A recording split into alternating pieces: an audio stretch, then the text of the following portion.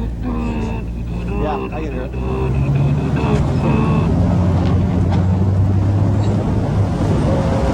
Does Mike look all right? Kermit, we have 3 minutes and 30 seconds to go. What are we going to do? Ah, they're going crazy in the arena. They can't believe it. It's unbelievable. This is great. All right, zoom in on the goal. Touch the curtains. Get the camera on frauds. Yeah, I can hear you fine, Dave. I'm still working on it. It'll sound good to you when you need the good sound. I hear you fine. Sounds ready! I could feel one coming anyway. Can't go above 8 at this time of year, that suntan index, because the sun is lower and lower in the sky as we go through the season. Do I know that? I even try to get it up in the morning, and I'm not doing so well lately.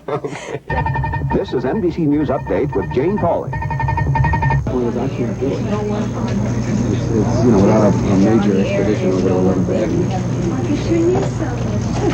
But, there's an auto parts place that you pass on the way. We're on air.